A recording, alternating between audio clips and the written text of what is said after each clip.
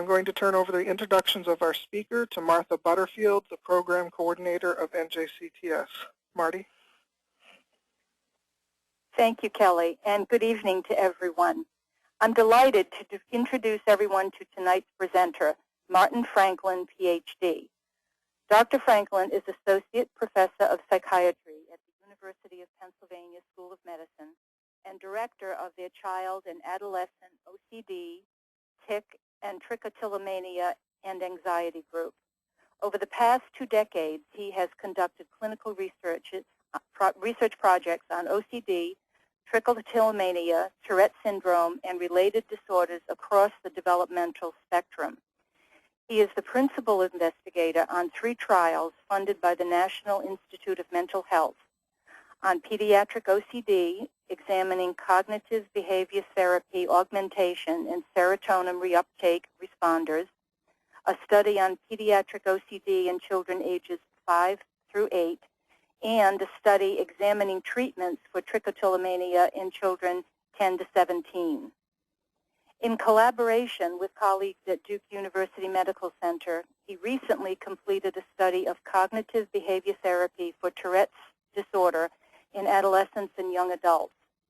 He has presented on the psychopathology and treatment of pediatric OCD, trichotillomania, and related conditions nationally and internationally. He is also active clinically in providing cognitive behavior therapy for OCD and related conditions and is a member of the Science Advisory Board for the OC Foundation and the Trichotillomania Learning Center. It is with great pleasure that I now turn the program over to Dr. Franklin. Thank you so much, and I want to wish everybody a good evening. My goal is to spend the first part of the presentation giving an overview of cognitive behavioral treatment for OCD in kids. Also going to discuss its application to related conditions such as trichotillomania and Tourette's. But what I really want to make sure that we have plenty of time for are questions and interaction. I'm very interested to hear what people have what they're interested in. And so my goal is to make sure that you get what you came for. And I hope that's information about treatment and about what these conditions look like in young people. So with that said, I'm going to start off by first, let me see,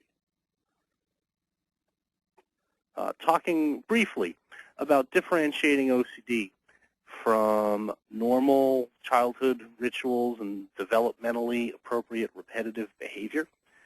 For any of us who've raised little guys, we know sometimes they like things done a certain way and they have their preferences, and sometimes those preferences may not seem so logical to us. But we want to make sure we're not pathologizing normative developmental processes. And the way I think about this is, first, I want to get people to really focus on the timing of these behaviors, the content, the function of the behavior, and also severity and related impairment. I'll tell you a story to illustrate this. My now 6-year-old, when he was 3, he got an ugly doll. The ugly doll's name was Ice Bat. And every night at bedtime, Ice Bat had to be tucked in properly. He had to be patted on the head a certain way. And my little guy would not go to sleep unless Ice Bat had been properly tended to. And my feeling was, this is developmentally appropriate. It's perfectly fine. I don't see anything concerning about this. However, if my son were 9 and I were still having to tuck in Ice Bat before he could get to sleep, I'd be more concerned. I'm looking at the function too. So is this helping him get to sleep, or are we having to do something in such a repetitive and long way that it's now interfering with sleep? So those are the kind of things you want to be looking at. A lot of times parents who have OCD themselves, they watch very carefully to make sure their kids are not developing these things, and sometimes parents may misinterpret some of these behaviors. So you want to make sure that you're attending to your child's functioning, but not necessarily assuming that repetitive behavior is problematic. It's good to be aware, but you don't want to be hypervigilant. So with that said, I'm going to continue on and look a bit more at what OCD looks like when you do have clinically relevant symptoms and what do we do about those. In kids, as in adults, you have obsessions and you also have compulsions. Oftentimes with kids, you will notice that it's a little bit more difficult for them to articulate their obsessions, so sometimes you may notice the repetitive behaviors or compulsions first. So a kid who's doing things perfectly or having to do things just so, having to order and arrange things in their room, checking repeatedly behind them to make sure they haven't lost something, or washing extensively or being worried about germs. Those kinds of things you may notice first. What very common compulsion in kids you'll see is reassurance seeking. So asking mom and dad 6, 7, 8 times, is it okay? Is anybody going to break in? Those kinds of repetitive behaviors might be signs of some relevant symptoms. What gives rise to those symptoms, though? Compulsions are repetitive behaviors that the kid is often doing in response to some fear, or oftentimes as they get older, they can articulate this more specifically, some worry, some obsession. And the obsessions often have to do with the common content which we see: contamination, worries about germs, kids worried about feeling icky or something's disgusting. That's pretty common OCD content even in kids. Sometimes kids get worried that bad things are going to happen to them or happen to their families. That's another common obsession. Kids who worry that things are out of place or out of order and then have to engage in repetitive ordering and arranging rituals. You have kids who are afraid of losing things. You have kids who are worried about being embarrassed. And occasionally you'll run into kids, and the older the kid, the more likely you are to run into this sort of content, who are worried about offending God, who are worried about having bad thoughts, who are worried about having sexual thoughts and don't know what to do with those thoughts. Sometimes you're looking at obsessional content there as well. The important point here is that the obsessions give rise to attempts to get rid of the obsession, and that's where the compulsions come in. And the way we think about this is the obsessions are involuntary, unwanted thoughts, and then the kid wants to do something to get away from those thoughts and put down the anxiety. That's where the compulsions come forward.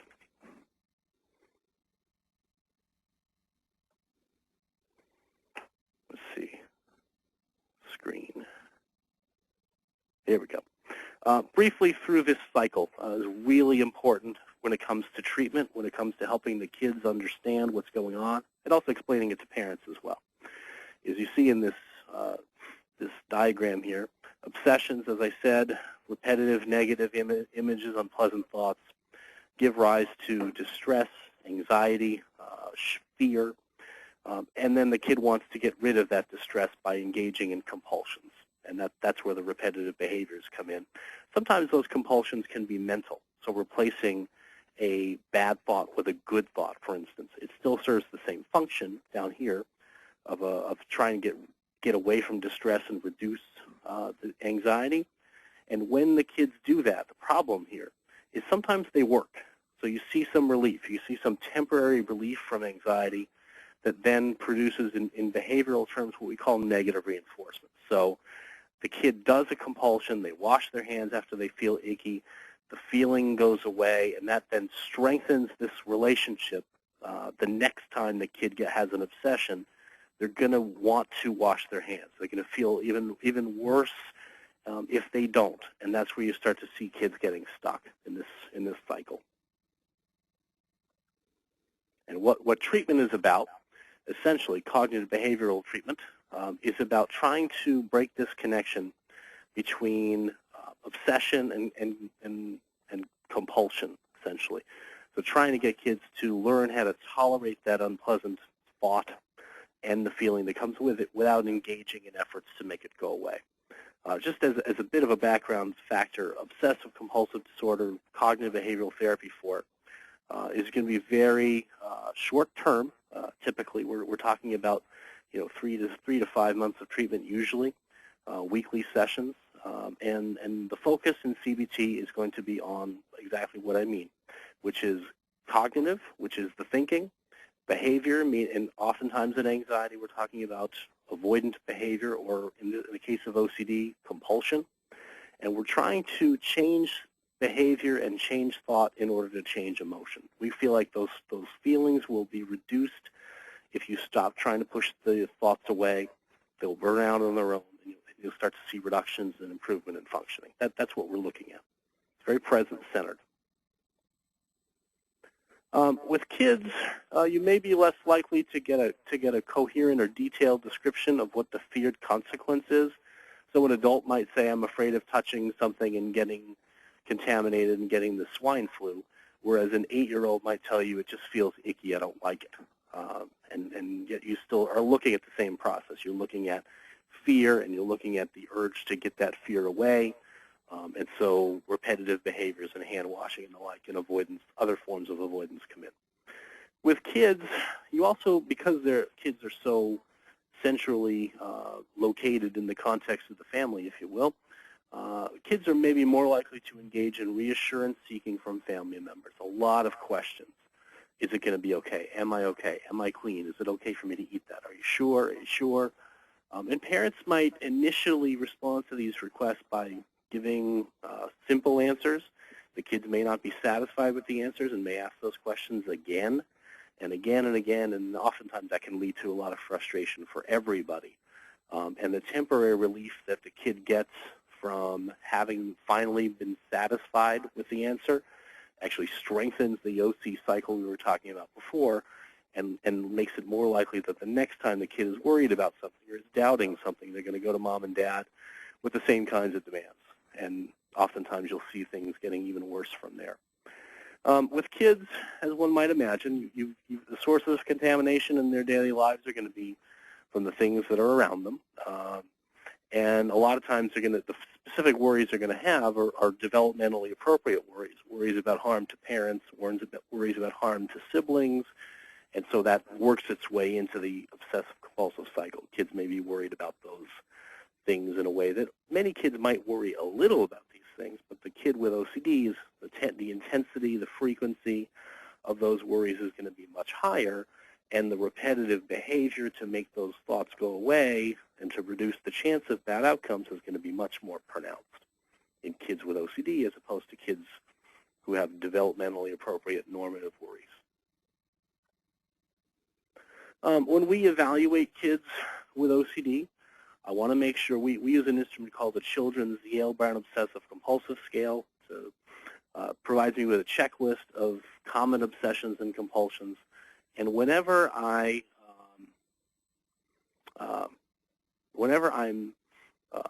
going through that, I'm using it as an opportunity to teach kids about OCD. So when I start asking them about common obsessions and compulsions, I'm reminding them, saying, these are on my list because they're so common.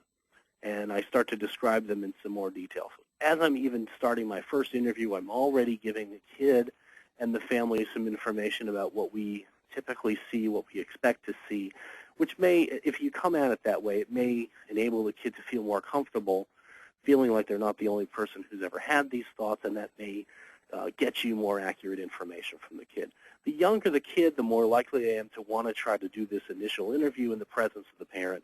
With teenagers, because of their desire for independence across the board, and also because some of their obsessional content might be things they don't want to share with their parents, I might be inclined to have a teenager interviewed with mom and dad absent, just to make it easier for the kid to open up.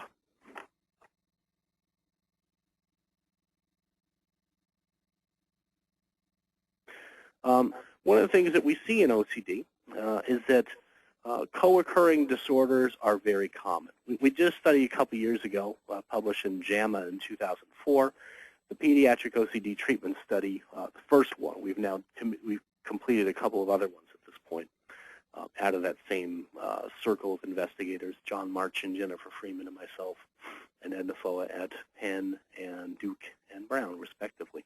One of the things we found, this is with 112 kids in the first study, was that 80% had at least one other co-occurring disorder. So they had OCD that was required for entry into the treatment trial, but it was very common to have another disorder as well.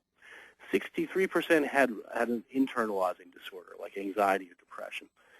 Pretty high rate, too, though, of kids having an externalizing disorder in addition to having OCD, and ADD and ADHD were extremely common. One thing I'd say there is if you know that going in and you're trying to do cognitive behavioral treatment, you have got to take that into account, ADD, ADHD, when you're doing your treatment, because to me, cognitive behavior therapy is about learning, it's about teaching.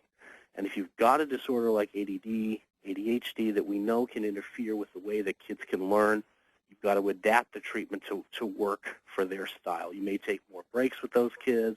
You may be less lecture-y, if you will, and a little bit more active in the ways that you're trying to get things across. And you're also going to try to make sure that the kid is not, if they're on a psychostimulant for their ADHD, they're not coming to your office at 8 o'clock at night after those effects have worn off. You're trying to take those things into account just to make it easier for the kid to benefit from the learning that needs to take place. We also have, in the POTS 1 study, we had 16% of the kids had a comorbid tic disorder. So they had, in addition to their OCD, they had some kind of tic disorder. Most common tic disorder was Tourette's, not just motor tics, but also vocal tics. And so that's a common co-occurrence. It's at a much higher rate than you'd expect to see in the population in general. So when you're screening kids for OCD, you really need to be very careful in evaluating for the presence of tics and then making a decision as to whether you're going to treat the OCD symptoms first or the tic disorder symptoms first. Those are clinical decisions that we can talk about later. And as I said before, ADD, ADHD was common, and in the POTS study, about 1 in 10 kids had that disorder and were already taking a psychostimulant, which means some of the kids with ADD were not on a psychostimulant when they came into our study. Perhaps those kids were milder, but again, you have to take those disorders into account when you're making your decisions about treatment. What should I treat first? Can I focus on the OCD, or is it really preferable for this kid for me to do something about these comorbid conditions first? Those are the decisions you've got to make. When you're talking to families about treatment, when you're talking to kids about treatment, you also want to find out some more about what else you want to know. You want to know what's the kid good at? What do they do? What are their lives like? Are they athletes? Are they musicians? Are they engaged in activities that they enjoy? What do they like to think about? Because that will help you start to tailor your treatment metaphors. We're telling stories, we're trying to promote learning. So you want to make sure that your vocabulary and your language taps into what the kid likes and what their interests, how their interests focus. You've got to tailor CBT to every individual kid that you meet. I also want to know how much they know about OCD. Some kids come in and their parents have been on the internet and they're very knowledgeable. Some kids have never heard of obsession. Some kids don't really know much of anything about the content, and sometimes with basic psychoeducation you can help right away with getting the kid to understand that this doesn't mean that there's something seriously wrong. This is a disorder we understand quite well. And we do a lot of educating at that initial point. With respect to the family, I want to know how supportive they are in general of one another and of this kid in particular. I want to know how entangled the family is in OCD. Are they engaged in a lot of reassurance or repetitive behaviors? Are they spending an hour and a half putting ice back to bed at night with an 11-year-old? I mean, those are the kind of things you need to know, and how do they handle the frustration that comes from that? Because you're going to have to modify a lot of that when you're in the middle of treatment. And I also want to know about family support for OCD symptoms. If the parents both have anxiety themselves, if the parents both have OCD themselves, if there's a general rule in the house about cleanliness and perfection, how is that going to affect what I'm going to try to do in treatment to change that for their child? So you need to know those things up front. Once you've completed your assessment, you then want to start thinking about your treatment options and describing those to the families in ways that give them realistic information about outcome, but also get them excited about the possibilities of doing something different. So things that I tell families about, I want to make sure I'm being as clear as I can. I want to be based in the empirical data. There's a pretty good literature now out there about cognitive behavior therapy for OCD and related conditions. I want to describe that information to families in ways that help them understand where our likelihoods are in terms of outcome and what we can expect. I want to describe the theoretical rationale for treatment. So if I'm going to do CBT, what is CBT? What's it going to look like? What are we going to focus on? What are we going to try to change? In particular, I think what I want, when I get families early on in treatment, I want them to understand that I'm going to do a treatment that they may find ironic.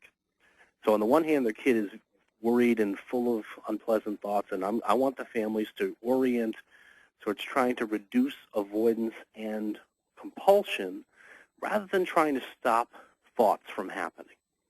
Because the more you try to stop thoughts from happening, the more they're going to happen. You get a lot of rebound effects that we know about. So I want families to get away from this idea of I'm going to try not to let him be anxious or try to calm him right when he's anxious. It's a different procedure. We're going to talk about that in more detail as we talk about the treatment. But I want families to know that. What I sometimes will say is to kids and to families, if I can't get you at least a little bit anxious in treatment, then I get anxious because I'm not going to be helping you the best way I can. I also talk about factors likely to contribute to good outcome in CBT and also the poor outcome. The most common factor, the most predictive factor is going to be compliance with treatment. So if I'm going to give you exercises to do in session, if I'm going to give you practices to do at home, I'm going to ask you to monitor your symptoms between our sessions. If you do that work, if you put the time in, if you put the effort in, if you're organized, if you push yourself and come back in and are actively engaged in the treatment, you're going to do better. Not surprising, but we now have some empirical data to support these ideas we all share, which is that if we get excellent compliance with treatment, we're going to get better outcome. We know that now empirically. We feel very confident saying it. I also want to say to the kids, if a kid comes in and they have contamination fear, I want to be able to describe specifically how might we combat those fears in treatment. What kinds of practices are we going to need to do? I don't want to scare anybody, but I do want to say we're going to have to start changing some of the ways you respond to your obsessions. Right now you're trying to make them go away by washing. I want to actually get rid of the washing, reduce the washing gradually, and confront the situations that provoke those fears on purpose so we can get you to be in the position where you're the boss of the OCD, it's not the boss of you. That's what we're trying to do. And I really try to emphasize that when kids do their compulsions or avoidance behavior, what they're preventing themselves from seeing is that their anxiety, if they were to leave it and do nothing, their concern is the anxiety would go on forever. And actually that isn't the case. It's a false alarm. And it will turn itself off if you let it without resorting to rituals. And then we'll actually be pushing back against the OCD.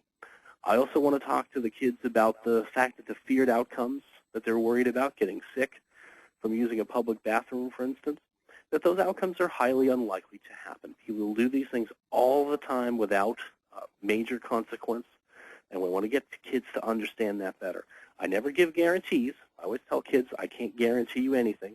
That would be false certainty, and that's not our goal here.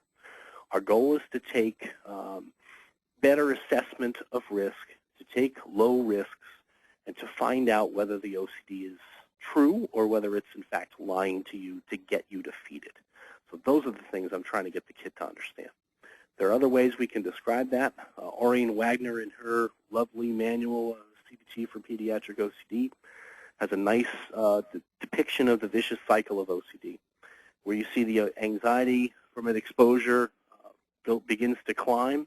The kid gets anxious, and then they engage in escape behavior of either avoiding the situation or washing or engaging in other rituals, which works, as I said before. The obsessive-compulsive cycle, the anxiety drops down some. The kid fails to get used to it or habituate, and then the next time that trigger comes, the next time they're having to sit in the contaminated desk or they have to leave for school without checking their book bag or checking their room for something, they get anxious again and they get stuck on this part of the cycle.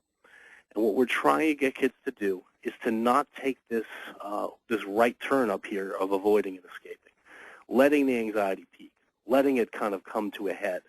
Because what will happen at a certain point is you'll start to see reduction in anxiety, coasting down the hill, up and down the worry hill is the way that Aureen has put it, and I like that for kids.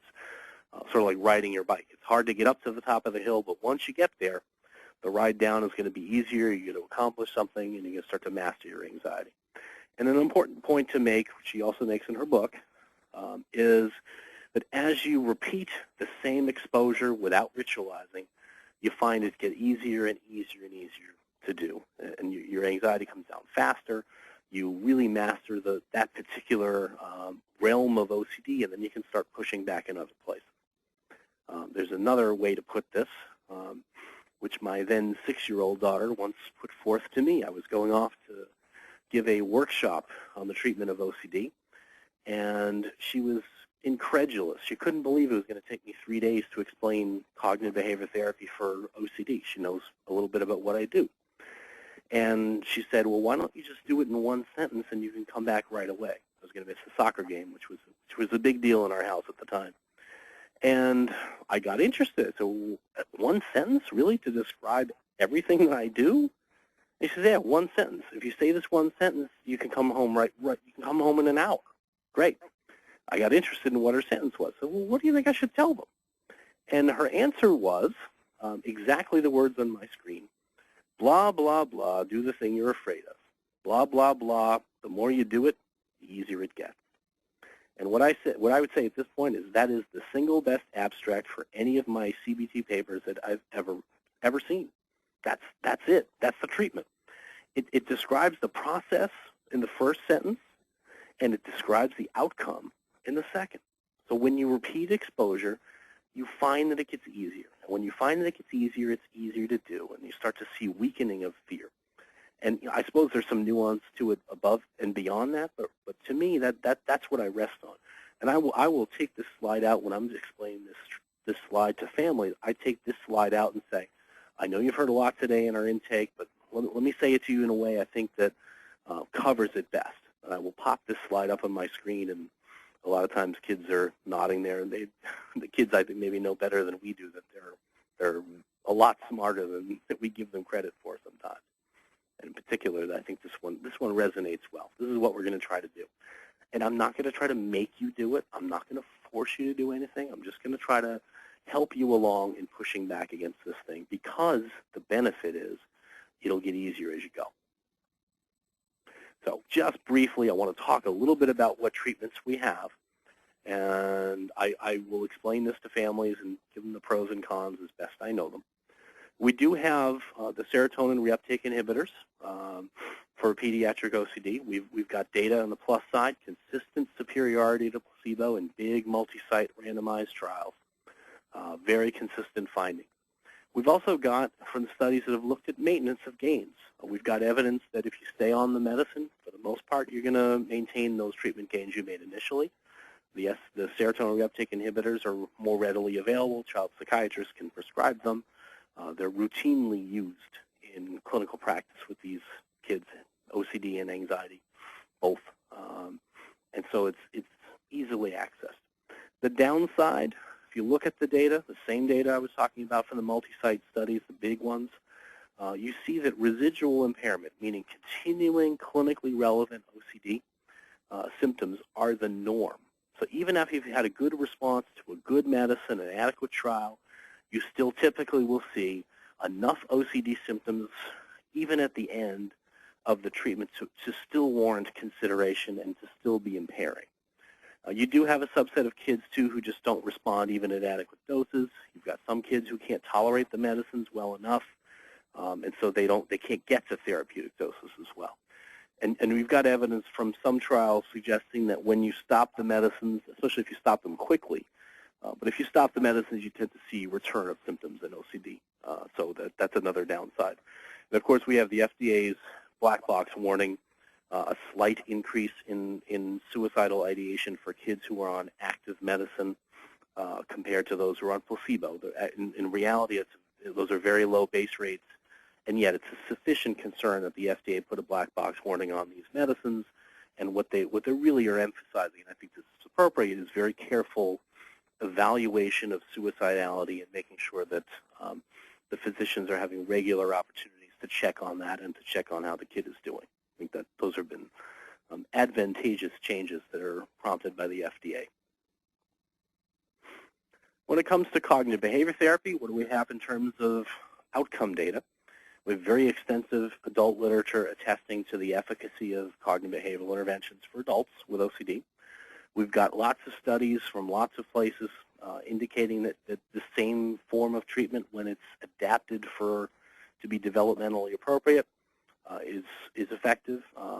The two major forms of the intervention in the context of CBT are exposure, meaning doing the things that you're afraid of, response prevention, meaning not undoing the exposure and not undoing contamination, but simply letting the anxiety remain instead of ritualizing. We've now got a series of randomized controlled trials in kids attesting to the efficacy of CBT. Excuse me. These have been done around the world and very consistent findings, which is the vast majority of kids who complete a course of CBT are typically significantly better than they had been when they started, and oftentimes they're significantly better than the kids who either got placebo or got waitlist treatments or got other forms of treatment like relaxation. So we have evidence now that these methods of confronting the OCD and refraining from rituals and avoidance, that they're effective in kids too, can be done in kids. So given that, we'll talk a little bit about how to implement, and I then want to move myself closer towards answering questions. So the implementing of CBT, a couple of key points I want to make here. First off, this is for people who are interested in the details. OCD in Children and Adolescents, this is 1998 book, Guilford Press. John March is a child psychiatrist at Duke University and a dear friend and colleague and mentor of mine. And Karen Mule wrote this book in 1998. John and I are actually in the process now of signing a contract to revise this. So hopefully by this time next year we'll have a product updating the empirical literature and really emphasizing some of the things we've learned over the last decade in the POT studies about how best to handle kids with OCD and also how to handle kids, younger kids as well. We'll be talking about that in the book too. So this is a nice compendium of the treatment procedures and describes in a lot of detail what the treatments would look like. I'm going to try to do that in a much shorter manner for you today. So what's in that protocol? We have psychoeducation first, so teaching kids what OCD is and what it isn't, teaching kids about the obsessive-compulsive cycle, teaching them that when you wash your hands to feel better, you get temporary relief. That temporary relief strengthens that area of your brain that's affected in OCD and actually makes the OCD stronger and bigger. And we want to actually change that ratio. We'll make you bigger and the OCD smaller. And here are the ways we're going to do that. Cognitive training, which essentially with kids comes down to bossing back OCD. So OCD gives you all these demands about things you have to do. You have to check. You have to do these certain things in your room before you can leave the room. You have to wash your hands. You have to take this hour-long shower when you come home from school. The cognitive training component basically gets kids to see that the OCD is telling you have to do these things, and maybe you do, maybe you don't. So what's going to happen if we start pushing back against OCD and saying no, the same way you might say no to the bully who asks for your lunch money, and getting kids to understand the process that maybe the OCD is not telling you the truth about these bad things, and we need to find those things out. So we're getting the kid ready to start pushing back against OCD. Not trying to get rid of obsessions. That's a different story. That's not what we want. We just want to start saying no to OCD's demands and letting the anxiety come and go of its own, because it is a false alarm. In the early sessions, you're also making maps of OCD. So figuring out where is the OCD giving you a hard time, where is it easy for you to resist, where is it harder for you to resist. Basically working out a detailed maps which will then guide treatment. And once we have an idea of where we're going to start, how we're going to work on this, we start doing, as I said before, exposure and response prevention or ritual prevention. Exposure is what it sounds like, doing the things that the OCD would find problematic, touching the contaminated surface, for instance, or leaving for school without checking your book bag, or leaving school without checking your book bag repeatedly. And response prevention is getting down to not taking that 3-hour shower, not washing your hands in a very rigorous fashion as if you're scrubbing for surgery. Don't settling for something shorter, settling for not at all. And as you're making progress in treatment, we then introduce in the book relapse prevention, so how do you maintain the gains that you've made, and also how do you involve parents. The older the kid, perhaps the less directive the parents will have to be and the less involved, but we definitely want parents to be aware when we're doing CBT, even with their teenagers, while guiding, protecting their privacy at the same time, making sure parents know what it is that our focus is and how can they be helpful. And with younger kids, the younger the kid, the more active parents are going to be, which we'll talk about in a minute. So with young kids, we need to be more directive. I think we need to be more, we make sure we're using age-appropriate language and metaphors. Help the kid understand what it is that we're trying to do here. Sometimes we have, with the very young kids, we'll have a puppet who's afraid of something on our desk and say, okay, if we want to help this puppet out, what should we do? How could we help this puppet out? And have the kids start to say, well, I think maybe you should move a little bit closer to the thing and see if it hurts you, and those kinds of things. With kids also, when they're doing things that are difficult, you want to reinforce them for their efforts, more use of goal setting and reinforcement, and more family involvement with the younger kids. With the adolescents, you're going to be just having more discussions of realistic and unrealistic risk because they're developmentally more better able to have that discussion. I make sure with my adolescents that they know they're a major part of the team. I use a lot of coaching metaphors with adolescents, especially those who are athletes or those who are musicians, and put myself in that role of I'm the coach, but on the field, you're the one who has to implement the strategies. I can't be out there doing it. This is yours to do, and I need your input back. Let's figure out what's working. Let's figure out what's not. Those are the kind of things you want to engage them with as you're making your plan. I want kids of all ages to recognize that there's a difference between themselves and their OCD. I want them to externalize their OCD. Think about it as another entity, if you will.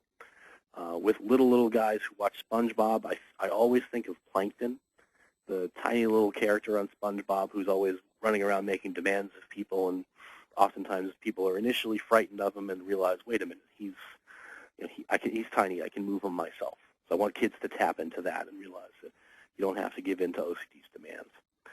Another way to put this is I'm trying to cultivate non-attachment with obsession. So I want the kid to recognize that thoughts can be present.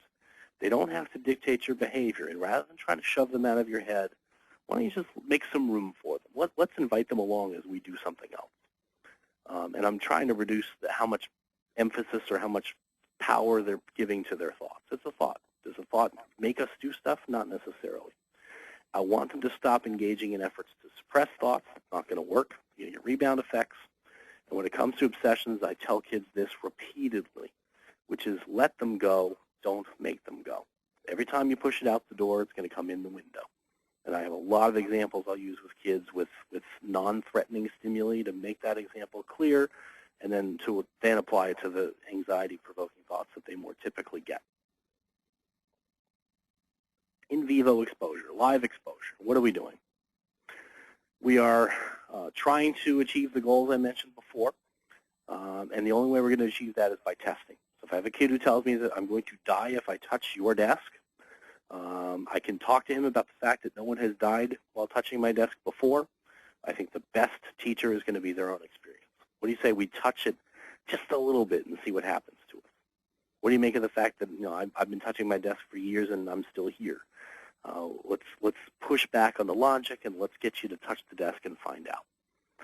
So those are the kind of things you want them to do, because you want them to have the opportunity to learn from exposure, and that's what you're trying to do. And doing things in real time. I oftentimes are going out into the streets with my kids. I'm going where the exposure lives, and I'm making sure that I'm giving them opportunities to see that the anxiety goes away over time and that the feared consequences typically don't materialize. With imaginal exposure, so you've got kids who have specific feared thoughts that they hate having, thoughts of hurting people, thoughts of bad things happening to their family, thoughts of a host of things. With imaginal exposure, I'm going to basically engage them in a process of script writing, of writing down the details, of looking at it repeatedly, reading it repeatedly, letting the thoughts come and go, and really on purpose trying to bring them into our heads, which is sort of ironic, and the kids are often looking at me like I have 3 heads when I say that, but I try to explain them to them in a way that they understand, which is the reason I want you to do this, is I want you to understand that if you watch the same scene in a scary movie 100 consecutive times, it will no longer be scary because you know what's coming, you've had practice at looking at the details, and you're going to get bored.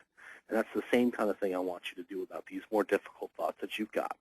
We can do that gradually. We can write down just a single word, read that word, and then start to elaborate on the stories in more detail. With the kids, I often tell them, I want you to become like Stephen King and write a lot of detail and give me a lot of detail so we can hear the worst-case scenario.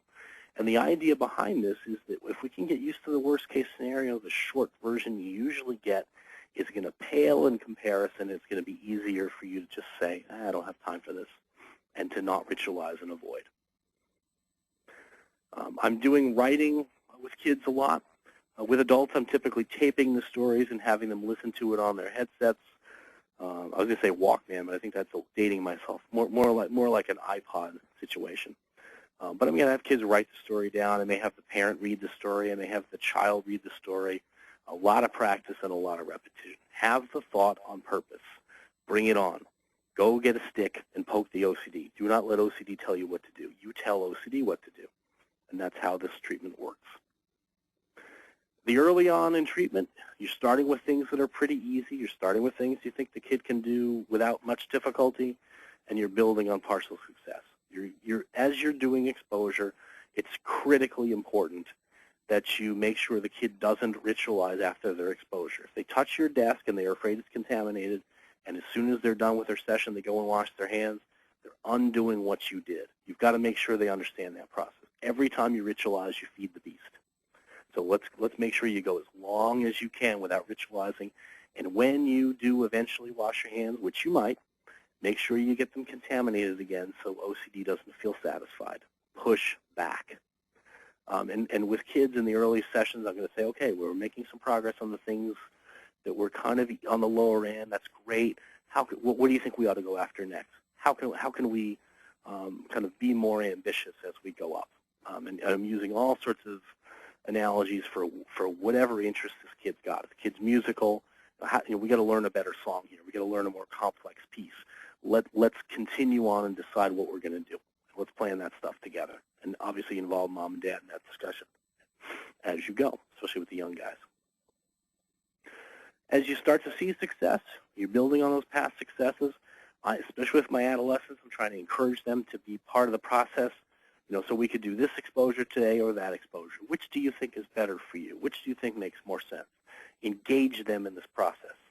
And as you're moving up the hierarchy, you want to make sure that you're managing negative family aspects. So the families sometimes are pushing the kids to go a little faster than we want to. And I try to explain that to mom and dad that we want to do this so that it's not overwhelming, but we do have at the end the same ambitious goals that you do. So we'll make sure that everybody's on the same page and everybody's rowing together.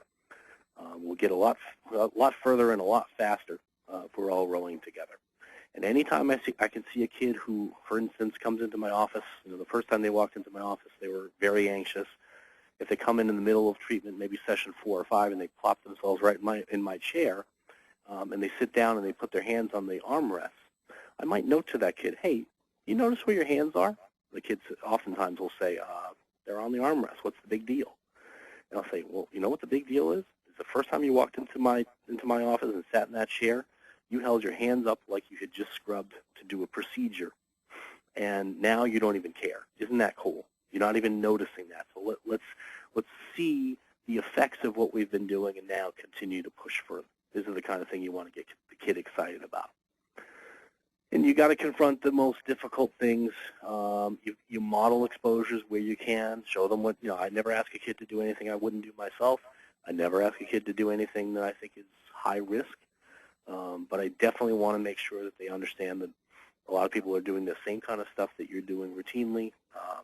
And we might even go beyond what's routine. Often with a kid who's got contamination fear, touch the bottom of my shoes and then touch my Diet Coke, which is always seemingly on my desk, and touch that and drink from it. And if they can do that, if they can join me in doing that, there's going to be a lot of things that feel a lot easier than that. So those are the kind of things I want to keep pushing for. I talk a lot about acceptable versus unacceptable risk with kids. I don't want them, being frivolous about risk. At the same time, I want them pushing. With respect to exposure, I want them repeating exposure. You don't do an exposure once and forget it. You have to repeat it because that's where you really see the benefit. When you repeat the exposure, it gets easier and you start to really consolidate your gains from there. And my last slide, just simply a reminder that we are doing some upcoming trainings in more detail on the treatment of pediatric OCD and anxiety disorders and related conditions. And I think that's the end of my slide set. So perhaps I'll turn it over to the floor, which, funny, I can't see the floor, but there is a floor here on the web. There most definitely is a floor. Looking at my wall, it's very strange. Thank you, and there are a ton of questions. Oh, good. So I'm going to just plunge right in. Okay? Excellent. When a child is beginning to show signs of OCD, is it possible to stop it from developing into OCD? I would. That's a fantastic question. And what I would say is that is the premise of the current grant that we're running. We feel like this is a grant we're running in concert with Brown University, Jennifer Freeman, and Duke University, John March, and us here at Penn, in which we've decided to focus our efforts on the treatment of kids with OC symptoms who are ages 5 to 8. And the logic of that is if we could catch it early enough and teach the kids and what you'd be wanting to teach them is to permit anxiety to be present, to sit with that anxiety and tolerate that, and you be the boss. And those are the kind of things that we would be encouraging. And that's the open question we're trying to answer. So we're looking at 124 kids over the life of this grant. We're about halfway done. And we're very interested in knowing, can we stem the tide of the development of worsening OCD?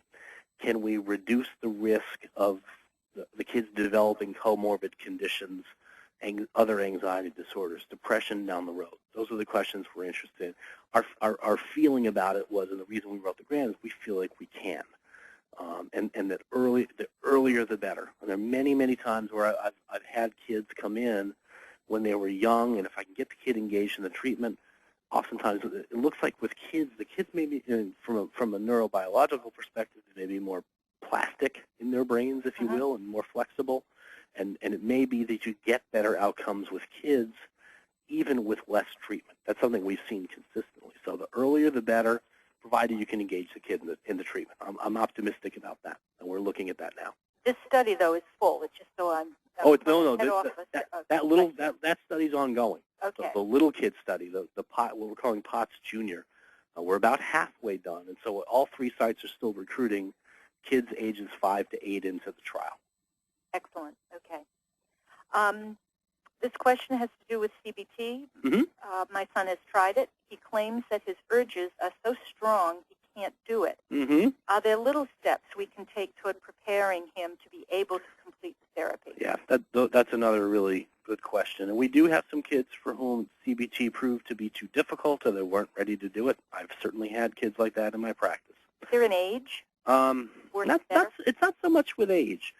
It seems to me like there's a number of factors that are predictive, and age doesn't feel like one of them.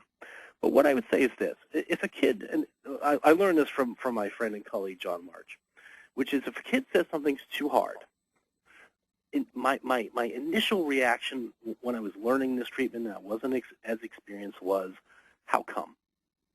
And really sort of press the kid on, this is what we said we were going to do. It's really important to do. I never say that anymore. If a kid says something is too hard, my urges are too strong, my first response now, thanks to John and his extensive training, is basically, okay, and the first thing I'm going to do is externalize. Well, it sounds like the OCD is really barking at you about this one. That's too bad. What could we do instead? So what can we do that'd be a little bit easier? The way I think about that is the treatment is done on a hierarchy, going from low, medium to high. And if I've set up the rungs in the ladder that they're too high to start with, I need more rungs in my ladder. I don't want to simply get on the kid for not being able to jump to the first rung. That's my problem. So then I come back as a therapist and say, okay, what can we do that's a little bit easier? So if a kid says they can't touch a surface, get back to my desk. My desk is a mess, but it's not that bad. So if the kid's afraid to touch my desk, I just can't touch the desk. I'm afraid I'm going to die. The first thing I might say to that kid at this point is, okay, the desk seems like, yeah, it's got smudges on it. I'm sure your OCD is really getting on you. What do you say we touch a piece of paper to the desk and you touch the paper? Well, it's what I call technically the principle of the thing that touched the thing. Mm-hmm. And with contamination, it usually works pretty well. And what you'll find is, touching the desk is a 10, but touching the paper that touched the desk or touching the pen that touched the paper that touched the desk, now I'm 3 rungs in, they can do that. And if they can do that, then I can still demonstrate my principles. And then I can get that kid more excited, and especially if I'm not painting that kid into the corner. Some of what happens, and I think it gets kids stuck, is when the therapist gets inflexible themselves. So, well, we have to touch the desk. What are kids going to do when you paint them into the corner? They're going to dig their heels in. So instead of doing that, sometimes it's a therapeutic process, and join the kid in being uncomfortable, show some empathy, and then show some creativity in adding rungs to the ladder. Sometimes that doesn't. Sometimes it doesn't. Sometimes you're simply at a point where the kid's not ready, and at that point where I'm going to talk to the kid about readiness, I'm going to do my best to help them get ready. Occasionally I'll have other family members who've done, and kids who've come through our program and done well, I'll actually have them talk to kids who are thinking about it. I've got a couple of kids right now who are fantastic. They're much more convincing than I am that doing this treatment is helpful. So I'll actually put some of my ambivalent kids in touch with those kids. Those are the kind of things I attempt to do now. I don't know if we have a good method just yet of necessarily moving readiness. There's a lot of research in this area. I don't know if we've quite gotten it down yet. I'm actually involved in a number of those trials myself, and we're working very hard to see, because we do have a lot of kids who aren't ready.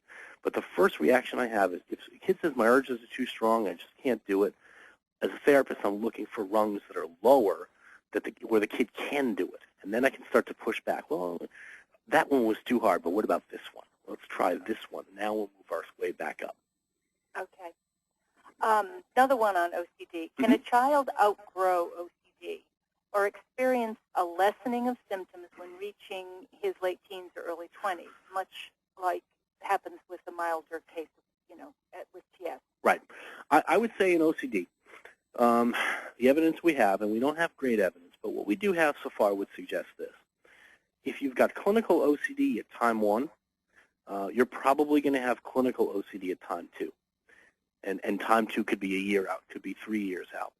If you've got mild OCD, my guess is mild might be predictive of aging out, if you will.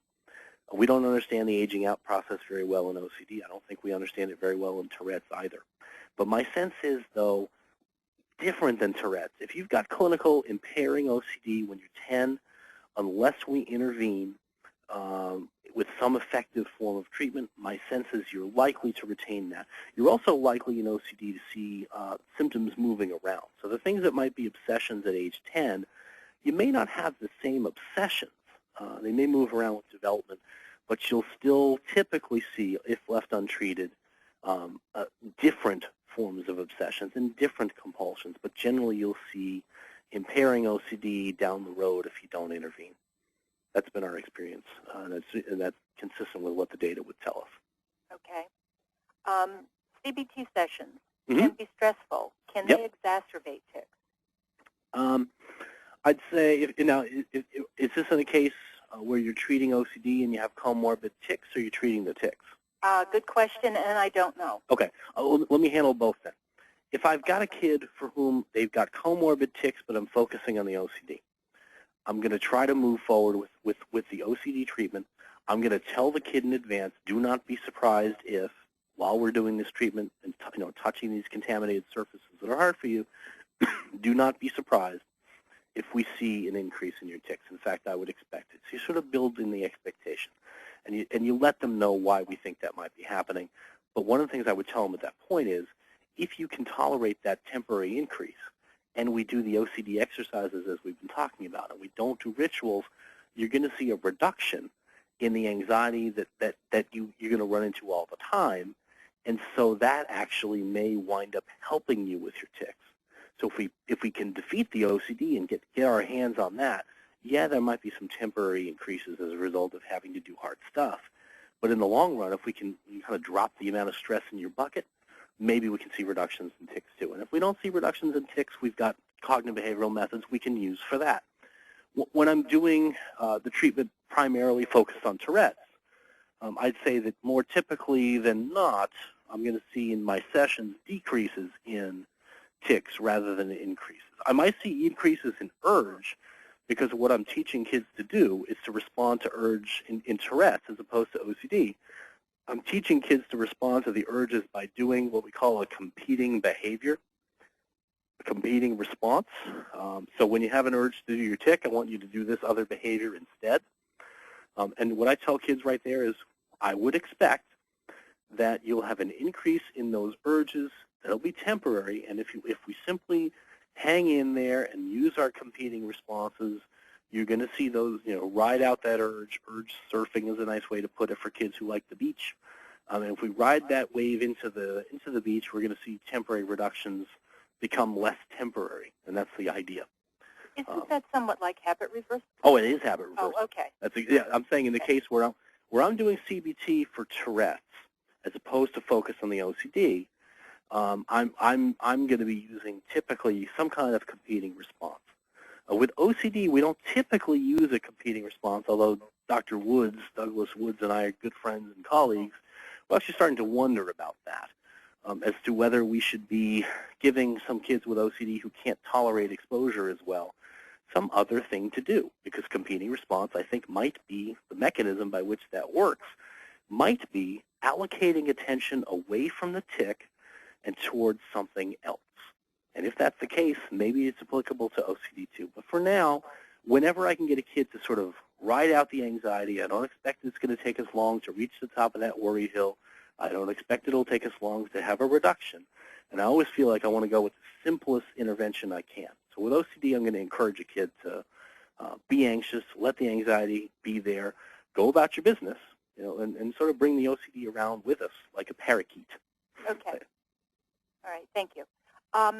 Question about differences between, again, this has come up a number of times, difference between OCD and TS. Mm-hmm. And this specific question is tapping feet, for example, before entering a room and throat clearing, a tic or a compulsion? And would cognitive behavior therapy help with this? If you could be a fly on the wall for these arguments I have with Doug, it would be fun. Here's what I'd say. I'm not sure Doug would agree with me. Here's what I would say, is when I don't see a clear cognitive prompt, so in the absence of a cognitive prompt, I'm more inclined to think that it's probably a tic. So if the person's describing not a thought, but a feeling, an itch, I think sometimes kids will describe it that way, an urge. I feel like if I don't do it, I feel muscle tension. That makes me feel like I'm working with tic. If a kid says, however, if I don't touch on the left because I've been touched on the right, something bad's going to happen. They clearly, even though the same behavior may look exactly the same, the prompt is so different. And in that latter case, when there's a clear cognition that's prompting it and a feared consequence, I feel like we've now crossed over and we're under the OCD umbrella. What would I do differently? I think it's a good question. What I do if I thought there were a clear cognition, that's a testable hypothesis. The kid says something bad's going to happen if I don't touch on the left because I've been touched on the right. And I say, okay, well, let's touch on the right. Let's get that urge going. Let's get the OCD barking at us, and let's find out. And let's describe in elaborate detail what bad thing will occur. And we'll sit here and we'll wait for the bad thing to occur. And sometimes kids have a very specific story, and sometimes they're just a vague, sort of bad luck. Something bad's going to happen. So while they're not touching on the left to fix it, which is what I want the kids to be doing, I'm going to be sitting there talking to them about those cognitions. If I were doing this and I felt like there were no cognition present, I'd probably be giving them a competing response. So while we're sitting here hanging out, waiting for our surfboard to hit the beach, I want you to, sort of push your left arm against your body and do that for a minute. and we're going to hang out here for a minute. We're going to chat. And after a minute, we're going to take the urge's temperature. And if the urge is still high, we're going to go back into our competing response. If the urge is low, cool, we're on the beach, and we'll go about our business. And when that urge repeats itself, we're going to respond to it by using the competing response. Behaviorally, in terms of treatment, that's what I would be doing. Theoretically, I don't know what's necessary. And those are the kind of things that I think we hope to spend the next 15 years trying to figure out. But right now, practically, that's what I would do. If I had a clear cognition, I'd be not giving a competing response, but I'd be elaborating on that cognition. In the absence of a cognition and just an itch and an urge, I'd be giving a competing response and encouraging the kid to use that response to ride the urge out. Okay. How young would you begin to see OCD behaviors? Judy Rappaport in her work has described it in kids as young as age 2. In our practice, and it's very difficult to get a 2-year-old to tell you much of anything about why they do things. I think 4 and 5, in a verbally precocious kid, they can tell me a bit of a story, but I can see repetitive behavior sometimes that look like OCD in younger kids. There are a lot of repetitive behaviors at that age, though, that aren't OCD. And maybe self-stimming or some kind of focused interest, which gets me thinking not so much about OCD, but thinking more about Asperger's and autism and that spectrum. And those are important diagnostic distinctions to make.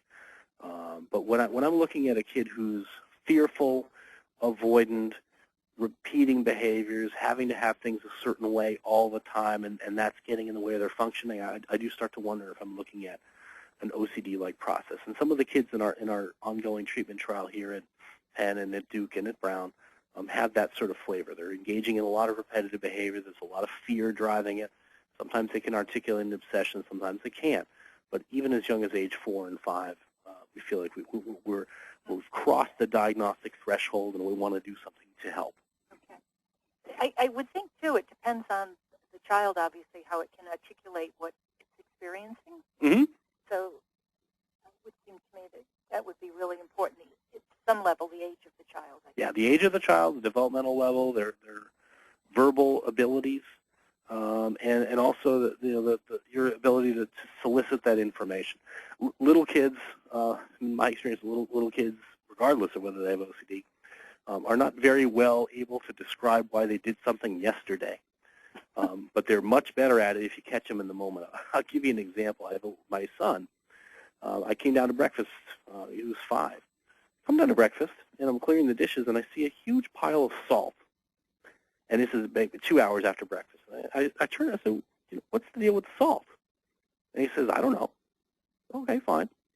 The next morning at breakfast, he has the salt shaker out. He takes the top off it, and he pours a huge mountain of salt on top of the breakfast table. And then I say, what's the deal with the salt? And he looks me in the eye. He says, I have an alien, a little blue alien is that. I have an alien in my hand, and I'm going to land him on his planet, and his planet is white. So I bet that was the case yesterday, too, but I don't think he was lying. He wasn't afraid. He just didn't remember. And he was 5.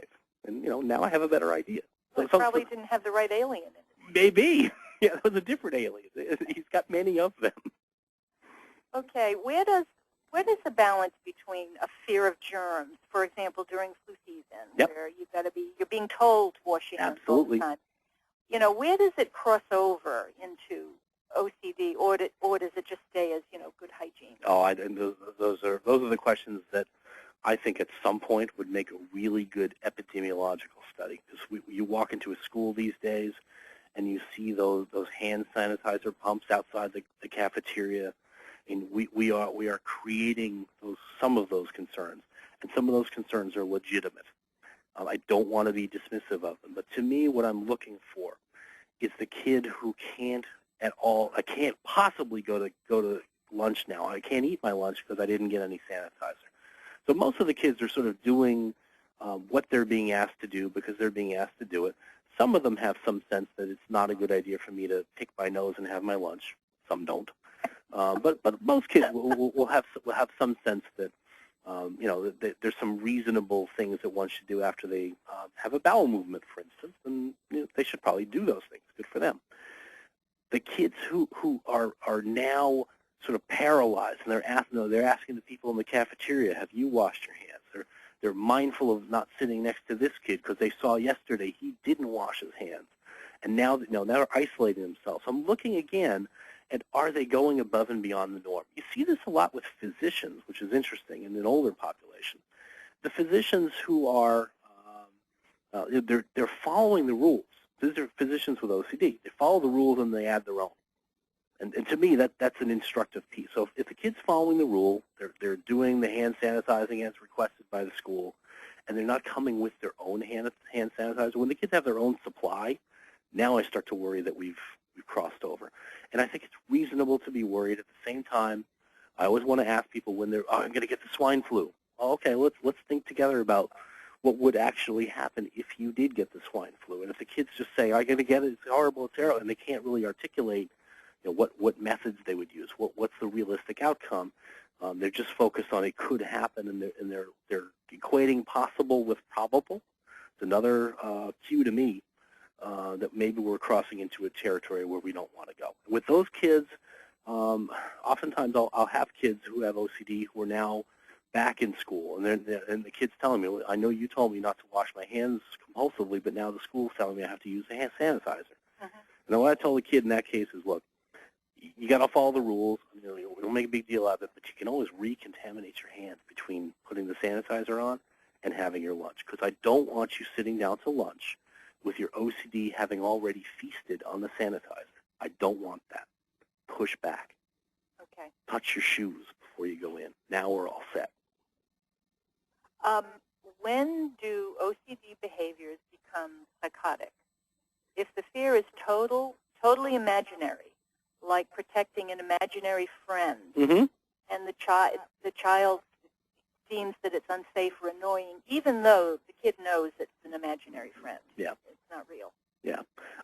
I think with those kinds of circumstances, when I'm looking at the bridge between, there certainly are kids who have OCD of delusional intensity. There is even a subtype of OCD with poor insight. At least for adults, you can diagnose with poor insight, which means the person is completely convinced, regardless of what you tell them, that their feared consequence would occur if they didn't ritualize. When we're talking about content that starts getting into, as you're saying, the imaginary friend concern, sometimes kids will say, I'm trying to protect my imaginary friend, and what they're really trying to get you to do is not contaminate them, in which case we're looking back at OCD. If I have a kid who has very fixed belief of delusional intensity, I'm also starting to look, especially in kids, at what we call negative symptoms. So are they poor with their self-care? Are they neglectful of eye contact? Are they isolating themselves? Those kinds of things. Because typically when we're talking about a psychotic process, you're going to see negative symptoms before you see positive ones. So delusions and hallucinations typically don't come first. And you do see a range of belief, but you also have another issue, which is a developmental one. With kids, they are magical in their thinking, and so I wouldn't necessarily assume that if a kid has illogical beliefs that they're becoming psychotic either. But the strength of those beliefs, the degree to which they are pervasive and impairing and associated with some of those negative symptoms I just talked about, would get me more concerned about whether I'm in a different diagnostic category. Okay. And that has its own implications for treatment. All right. I'm going to do maybe 2 more questions. There are a lot more, and we will definitely get to those on the chat board. But we'll take a couple more minutes, and then that's it. Sure. Okay. How long should a parent wait to seek treatment after you begin to see symptoms? A child is 10 and showing concern about harm and sickness, and this is going on for 6 or so weeks. Yeah. I think I would probably tie my efforts at seeking intervention to the kids functioning. So if they have those worries but they're functioning fine, then it's grist for discussion. Maybe more discussion with that kid than you would have with kids who weren't expressing those concerns at a high rate. But when it starts to cross over into affecting their functioning, they can't go to camp, they can't go to class, they can't go to basketball practice because the ball is contaminated, and this is a kid who likes basketball, is when I start to see that their world is shrinking and where they're losing out on things that matter to them, or they're demanding increasing accommodation in the home for them to function.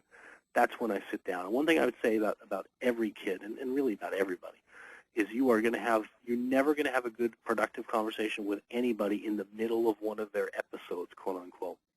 So when your kid is very upset about something and they're worried about contamination, that is absolutely the worst time to say, maybe we should get you some help. I would say that I give my parents a rule, which is if you're noticing your kid washing, or you're noticing your kid checking, or you're noticing your kid engaging in some repetitive behavior, look at your watch, calculate out 2 hours, and for 2 hours, say nothing, unless you're asked. After 2 hours, you now try to find an opportunity to sit down and say, I noticed you were really struggling today at dinner. I noticed you were having a hard time getting out the door this morning. I wanted to see if I can help you out. That's a different conversation than, oh my God, what are you worrying about? I'm going to have to get you to see a doctor. That conversation generally does not go as well as the other one. Okay. Last question. Is it possible that my OCD drives my tics and the types of tics I manifest? The functional link between obsessions and compulsions and tics, it's complex business. I certainly would say this, and you might have an indirect effect, which is when your OCD is very active and you're anxious a lot and you're attempting to make yourself less anxious by ritualizing, you're going to, in your attempts to try to fix that, you're going to increase your stress level. And when your stress level is higher, we know that there's not in every person, but there's a pretty consistent finding across the board of seeing increases in tic behavior and in tic strength or strength of urges when you're stressed. So you might sometimes see a connection like that. If it's more than that, people are looking at. So I'm doing repetitive behavior that looks like tics, but I'm doing it in response to an obsession. Now I start to wonder if this, is this a complex tic or is this a compulsion? And so you want to really get somebody to help you parse those things out, because that may have implications for treatment. So if you see that your Tourette's is clearly linked to obsessional content or clearly linked to the exacerbations of OCD, in that case you might go with the two birds with one stone approach, which is if we can get the OCD down by using these methods, we might temporarily increase your stress, which might temporarily increase your tics, but we may, by reducing stress, by flattening the OCD, we might get both conditions under control. So those are the kind of things that I would be thinking about. But if somebody's doing a repetitive, complex behavior or even a simple tic, in response to a cognition, I start to wonder if we're looking at a tic or we're looking at a compulsion. And then that has some implications for what we would do in CBT and how you would think about what you would do. Okay, thank you. Doctor, thank you very much. There are a lot of questions that we didn't get to, and for those of you listening who did not reach your question, we will definitely take care of them on the chat board, so I recommend that you check that out. Dr. Franklin, thank you very much. It was a pleasure. We really enjoyed ourselves here. Thanks so much. Thank you all for joining our webinar on cognitive behavioral therapy and pediatric OCD and related conditions. There is an exit survey which should show on your screen as you exit. Please fill in the evaluation. The chat board will be open tomorrow and available for the next 7 days. It's actually open now on the NJCTS website for any additional questions. And that website is www.njcts.org.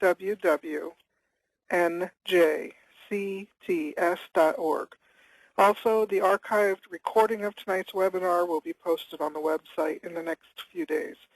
Our next presentation, Can Strep Infection Cause TS? Is PANDAS Real?, is being presented by Dr. Roger Kerlin and is scheduled for February 10th, 2010. This ends tonight's webinar.